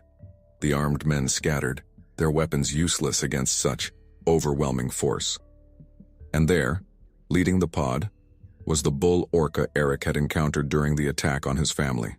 Its eye found Eric's, and in that moment, he felt a connection that transcended species. Dr. Van's voice rose in panic. "No, this is impossible! The controls—" His words were cut off as an orca's tail swept him off his feet, sending him crashing to the ground. All around them, chaos reigned as the orcas wreaked havoc on the facility, smashing equipment and driving the researchers into a panic. Eric felt a hand on his arm and turned to see Captain Larson. "We need to go, now!" the captain shouted over the din. As they raced towards their boat, Eric glanced back one last time. The facility was in ruins, and the orcas were returning to the sea, their mission of destruction complete. And there, watching him from the water's edge, was the bull orca. For a moment, Eric could have sworn he saw a flicker of something like gratitude in its eye. Then they were on the boat, speeding away from the island as the first light of dawn began to break over the horizon. The journey back to the mainland was silent, each person lost in their own thoughts about what they had witnessed. Eric's mind was a whirl of emotions and questions. What would happen now? Would anyone believe their story? As they approached the harbor, Eric saw a familiar figure waiting on the dock. Ingrid stood there, Sophie and Lars by her side, their faces a mixture of worry and relief. The moment the boat docked, Eric was off, sweeping his family into a tight, Embrace. It's over, he murmured into Ingrid's hair. It's really over. Over the next few weeks, the story of what had happened at the facility slowly came to light. Dr. Van and his team were arrested, charged with a litany of environmental and ethical violations. The orcas that had been experimented on were carefully captured and taken to a specialized rehabilitation center, their fates uncertain, but their freedom from Dr. Van's control assured. As for Eric and his family, they found themselves at the center of a media storm. There were interviews, investigations, and endless questions. But through it all, they clung to each other, their bond strengthened by the ordeal they had survived together. One evening, a month after the events at the facility, the Pedersen family stood on the shore of the fjord, watching the sunset paint the sky in brilliant hues of orange and pink. Eric had his arm around Ingrid, while Sophie and Lars skipped stones across the calm water. "Do you think they're out there?" Lars asked suddenly, his young face serious. "The orcas?" Eric nodded slowly. "I'm sure they are, Guten Min, but they're free now, back where they belong." Sophie looked up at her father. "Will they attack boats again?" "I don't think so," Eric said, choosing his words carefully. "What happened before? It wasn't their fault. They were being controlled. Now they can just be themselves again." As if in response to his words, a sleek black dorsal fin broke the surface of the water in the distance. The family watched in awe as an orca breached, its powerful body arcing gracefully through the air before crashing back into the fjord. Eric felt a sense of peace wash over him. The nightmare was truly over. The orcas were free, and his family was safe. Whatever challenges lay ahead, they would face them together, their bond unbreakable, forged in the crucible of an adventure none of them would ever forget. As the last light faded from the sky and the first stars began to twinkle overhead, Eric led his family back towards their home. The fjord stretched out behind them, vast and mysterious, a reminder of the power and wonder of the natural world. And somewhere out there, beneath the waves, the orcas swam free, their songs echoing through the deep, wild and untamed once more. The warm August sun bathed the Pedersen family's new home in a gentle golden light as Eric stood on the back porch, his eyes fixed on the distant horizon where the fjord met the sky.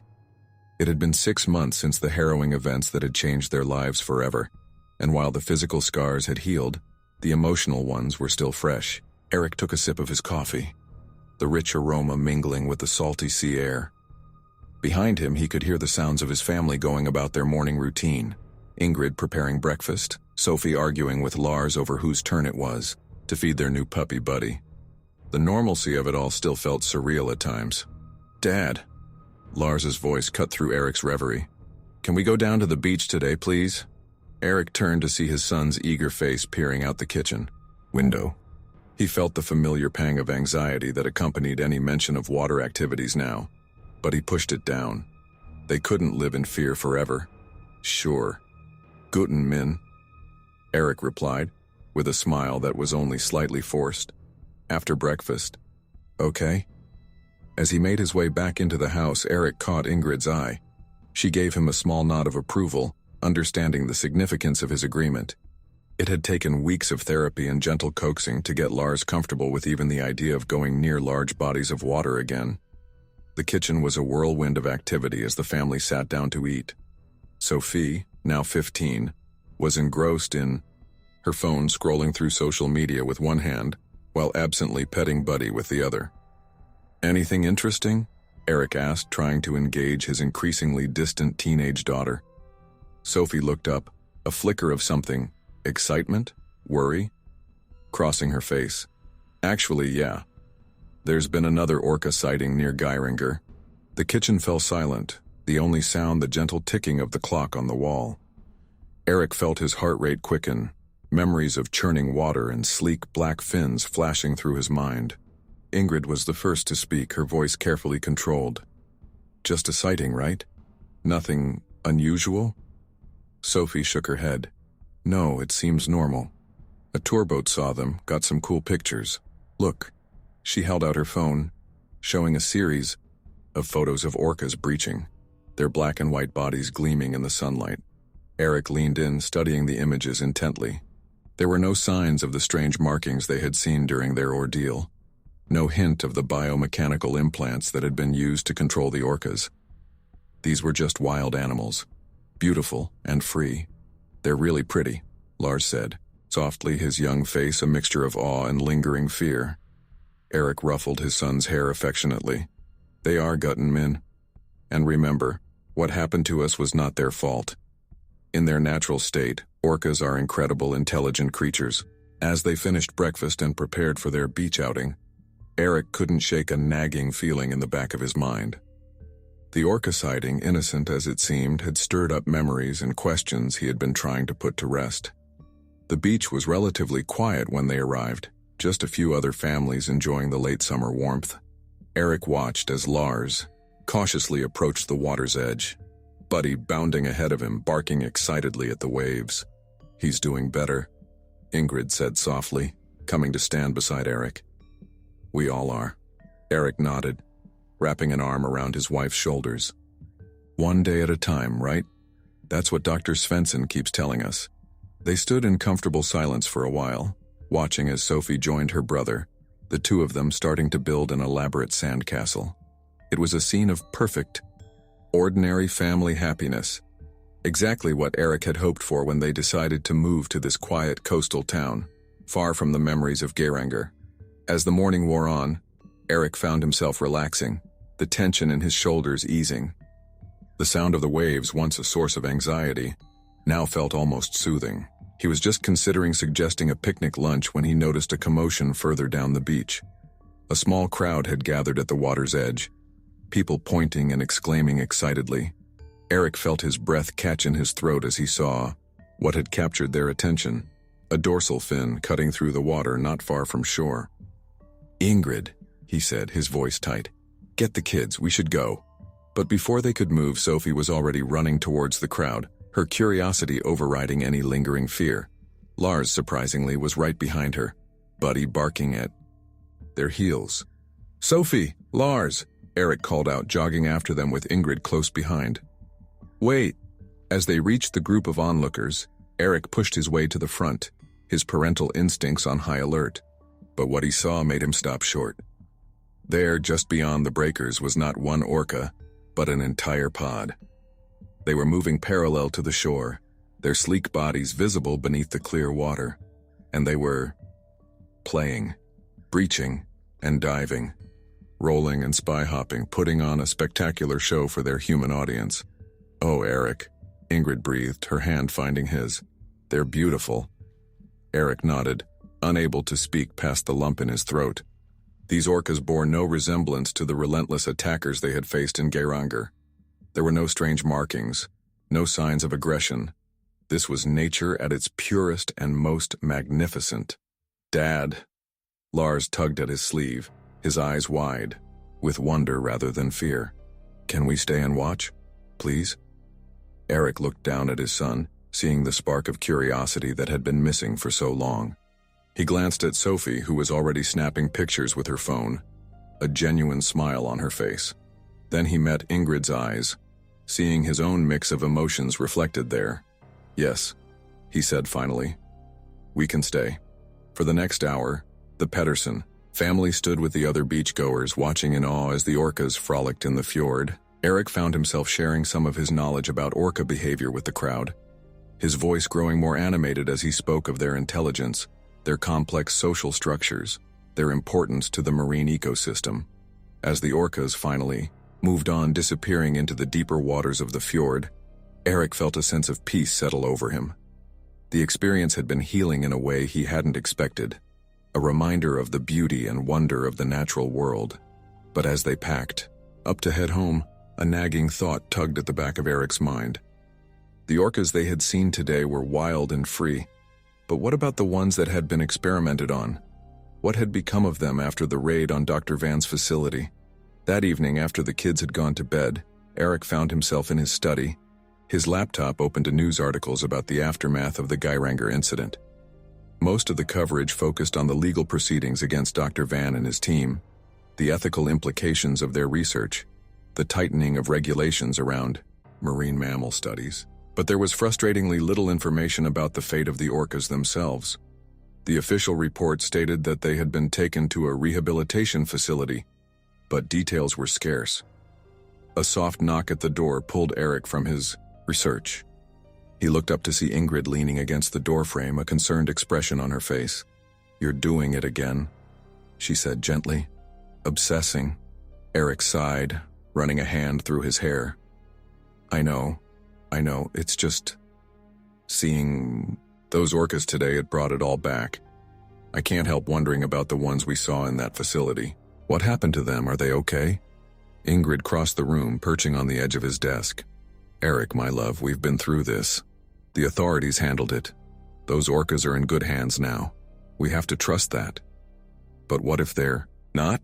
Eric pressed. "What if there are long-term effects from those implants?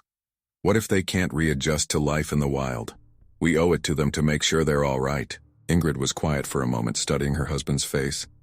Then she sighed, a small smile tugging at her lips. "You're not going to let this go, are you?" Eric shook his head. "I don't think I can. Not until I know for sure." "All right," Ingrid said, her voice a mixture of resignation and affection. "What do you want to do?" Eric turned back to his computer, pulling up a map. "The rehabilitation center is here, about a day's drive north. I was thinking maybe we could take a family trip, see the facility for ourselves, talk to the researchers there. It might help give us all some closure." Ingrid considered this for a moment, then nodded slowly. "Okay. But Eric, promise me something. If we do this, if we get the answers you're looking for, that's it. No more obsessing. No more late nights, researching. We move forward fully and completely. Deal?" Eric stood, pulling his wife into a tight embrace. "Deal," he murmured into her hair. "Thank you for understanding." As they fell asleep that night, Eric's mind was already racing with plans for their trip. He knew it might stir up difficult memories for all of them, but he also felt a sense of anticipation. This could be the final piece they needed to truly put the past behind them and embrace their new life. The next morning, over breakfast, Eric and Ingrid presented the idea to the children. Sophie, predictably, was immediately on board, her journalistic instincts piqued by the prospect of getting an inside look at the rehabilitation center. Lars was more hesitant, his fork pausing halfway to his mouth as he considered. Will we see the orcas?" he asked, his voice small. Eric knelt beside his son's chair, meeting his eyes. "We might, Guttenman. But remember, these are orcas that were hurt like we were. The people at the center are helping them get better. It's a good thing." Lars nodded slowly, some of the tension leaving his small shoulders. "Okay, can Buddy come too?" Eric chuckled, ruffling Lars's hair. "I'm afraid not, Bud. But I bet Grandma would love to have him for a few days. What do you think?" With everyone in agreement, the next few days were a flurry of preparation. Eric reached out to the rehabilitation center, securing permission for a visit under the guise of writing an article about their work. It wasn't entirely a lie. Sophie had convinced her school newspaper to let her do a feature on the center, her first serious piece of journalism. As they loaded up the car early on a crisp September morning, Eric felt a mix of emotions swirling in his chest. Anticipation, certainly, but also a threat of anxiety. What would they find at the center? Would it bring the closure they sought, or open old wounds? The drive north was filled with a nervous energy. Sophie spent most of the time researching on her tablet, occasionally sharing interesting facts about ORCA rehabilitation. Lars alternated between napping and playing games on his handheld console. Ingrid kept glancing at Eric, her hand finding his on the gear shift, a silent gesture of support. As they neared their destination, the landscape changed, becoming wilder and more rugged. The fjords here were deeper, the mountains more imposing. Eric couldn't help but be reminded of Geiranger, and he felt a shiver run down his spine despite the warmth of the car. The rehabilitation center itself was a surprise. Instead of the clinical scientific facility Eric had imagined, they found themselves driving up to a cluster of low modern buildings that blended almost seamlessly into the landscape. The main structure was fronted by floor-to-ceiling windows that reflected the sky and surrounding mountains. As they parked and made their way to the entrance, a woman in a smart blue uniform approached them, her smile warm and welcoming. "You must be the Peterson family," she said, extending her hand. I'm Dr. Linnea Holmstrom, the lead behaviorist here at the center. We're so glad you could make it. Eric shook her hand, noting the firm grip and the intelligence in her eyes. Thank you for having us, Dr. Holmstrom. We really appreciate you taking the time. Dr. Holmstrom waved off his thanks. Please call me Linnea, and it's our pleasure. Your family's experience with the Geiranger incident was, well, extraordinary. Your insights could be invaluable to our work here. As they followed Linnea into the building, Eric couldn't help but be impressed. The interior was open and airy, with informative displays about orca biology and behavior lining the walls. Staff members moved about purposefully, many offering friendly nods as they passed. First, Linnea said, leading them to a small conference room, I thought we could sit down and talk. I'm sure you have many questions, and I want to make sure we address all of your concerns before we tour the facility. Once they were settled, Linnea's expression grew more serious. I want to start by saying how sorry I am for what you all went through. The Geiranger incident was unprecedented. It shook the entire marine biology community. Eric nodded, feeling Ingrid's hand tighten around his. We appreciate that. But what we're really here to understand is what happened after. The orcas that were experimented on, what became of them? Linnea took a deep breath, her eyes flickering to Sophie, who had her notebook out, pen poised. Well, it's a complex situation. When the orcas were first brought here, they were in a terrible state. The neural implants had caused significant trauma, both physical and psychological.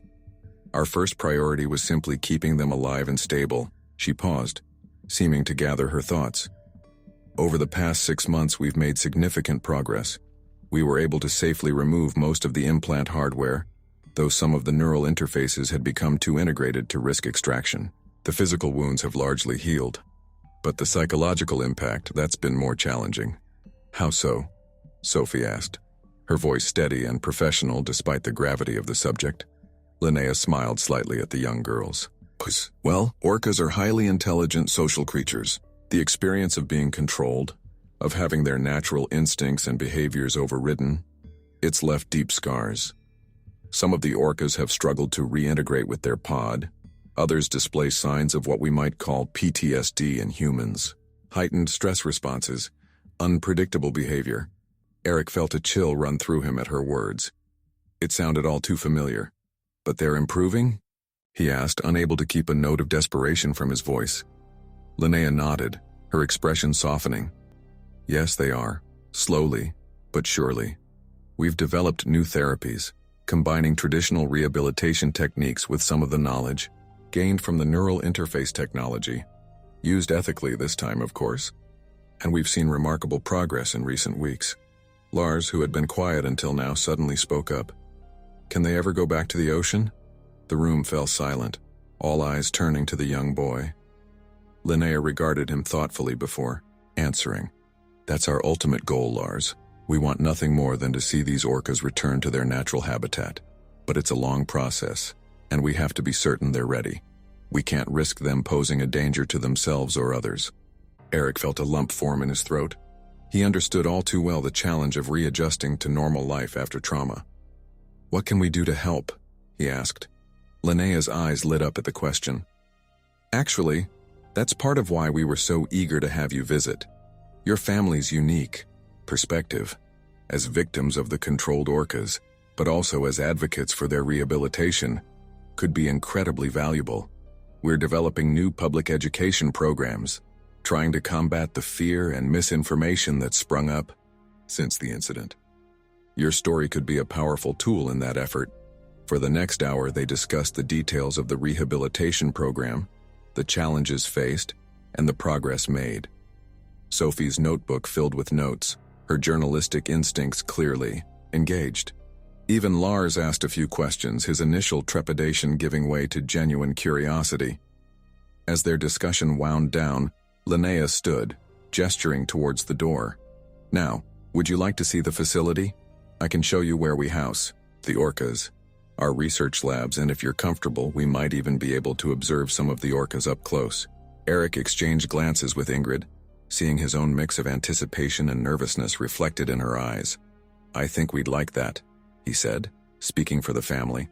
As they followed Linnea through the facility, Eric was struck by the blend of cutting-edge technology and natural elements. The orca enclosures were vast, designed to mimic their natural fjord habitat as closely as possible. Underwater viewing areas allowed them to observe the orcas swimming, their powerful bodies moving with a grace that belied their size. "This is our largest enclosure," Linnea explained as they entered a dimly lit observation room. It houses the pod that was most directly involved in the Geiranger incident. Eric felt his heart rate quicken as he approached the thick glass wall. For a moment, all he could see was the deep, blue-green water. Then, a shadow moved in the depths, growing, larger as it approached.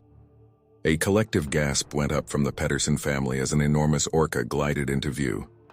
Its black and white markings were striking, but Eric's eyes were immediately drawn to a faint geometric pattern on its flank, a remnant of the neural implant. "That's Freya," Linnea said softly. "She was one of the most heavily modified orcas we received. She's also made some of the most remarkable progress in her rehabilitation." As if sensing their presence, Freya turned, her eye fixing on the observation window. Eric felt a shiver run down his spine as he met that intelligent gaze. There was no sign of the mindless aggression he had witnessed during the attack. Instead, he saw curiosity, perhaps even a flicker of recognition. "She remembers," Eric murmured, more to himself than anyone else. Linnea nodded. "We believe they all do to some extent. Part of their therapy involves helping them process those memories, much like we would with human trauma victims." Lars, who had been hanging back, suddenly moved forward, pressing his small hand against the glass. To everyone's amazement, Freya slowly approached until her eye was level with Lars's hand. For a moment, boy and orca regarded each other, an unspoken communication passing between them. "She's saying sorry," Lars said, his voice filled with wonder. "She didn't want to hurt anyone." Eric felt tears prick at his eyes as he watched his son, the boy who had been so terrified of the water just months ago, connecting with the very creature that had caused that fear. It was a moment of healing that he hadn't known they needed. As they continued their tour, meeting more of the orcas and learning about the rehabilitation process, Eric felt a weight lifting from his shoulders. The orcas were healing, just as his family was. They were victims too, manipulated and abused, but they were finding their way back to their true selves. Near the end of their visit, Linnea led them to a small private beach area. "This is where we do some of our reintegration work," she explained, helping the orcas relearn how to interact safely with humans in a controlled environment. To their surprise, she began wading into the shallow water. "Would you like to join me? It's completely safe, I assure you. We have multiple safeguards in place." Eric hesitated, looking at his family. Ingrid squeezed his hand, nodding encouragingly. Sophie was already kicking off her shoes, her face alight with excitement. And Lars was looking up at him with trust and hope in his eyes. Taking a deep breath, Eric nodded. "Okay, let's do it." As they stepped into the cool water, Eric felt his heart pounding. But then he saw a familiar dorsal fin cutting through the waves. Freya, approaching slowly and cautiously. "Just stand still," Linnea instructed. "Let her come to you." Freya circled them once, twice before gently gliding up to where they stood. Eric held his breath as the massive orca came to a stop just meters away. Then, to his astonishment, Freya rolled slightly to one side, her eye once again meeting his. In that moment, Eric felt a profound sense of connection. He saw in Freya's gaze not just intelligence but understanding. They had both been through a traumatic experience, both been changed by it. But they were both here, healing, moving forward. "Thank you," Eric whispered, not sure if he was speaking to Freya, to Linnea, or to some greater force that had brought them to this moment of reconciliation.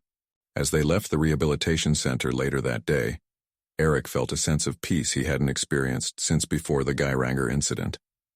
They had come seeking answers, closure. What they had found was so much more: understanding, forgiveness, and hope for the future. That evening, as they settled into their hotel room, Eric gathered his family close. "I want to thank you all," he said, his voice thick with emotion, "for coming on this journey with me, for being so brave, Ingrid kissed him softly. We needed this too, Eric. All of us. Sophie nodded, her eyes bright with unshed tears. I think I know what I want to do with my life now, she said. I want to help tell stories like this, help people understand and protect these amazing creatures. Lars, cuddled between his parents, yawned sleepily. Can we come back someday? To see Freya and the others? Eric ruffled his son's hair, his heart full.